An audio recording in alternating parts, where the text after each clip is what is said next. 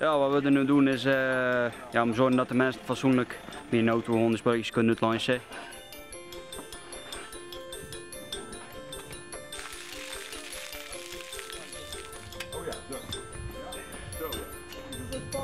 Handrem? Voor jou overal keer toch?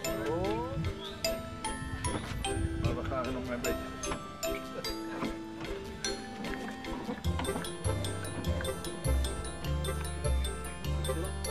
Die hebben we anders gebruikt, hè? Zie je wel.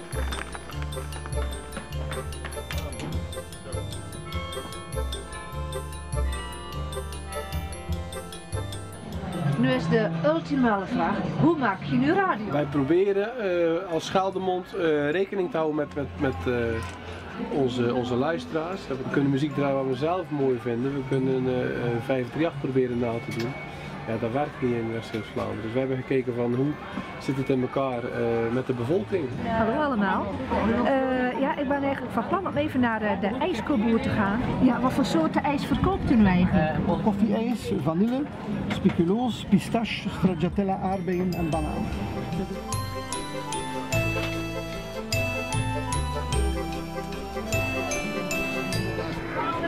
Kijk, er is er eentje die op de interview kan worden. Hallo, hoe is jouw naam? Ja. Vind je het leuk aan de draaimolen? Ja. Ja? Zou je nog een keer bellen? Moet je vragen aan opa. Ga maar eens naar opa. Wordt de markt afgebroken? Of, Nee, dat zijn de vlaggen. Oh, dat zijn de vlaggen. Ja, die vangen wind natuurlijk. Die worden gevlagd. Ja, die worden gevlagd, worden afgevlagd. Aangeschoven is onze collega Tim. Goedemorgen.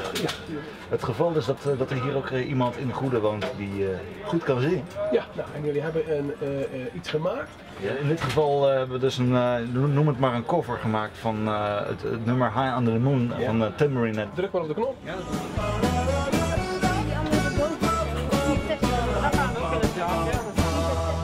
Rudy's running late.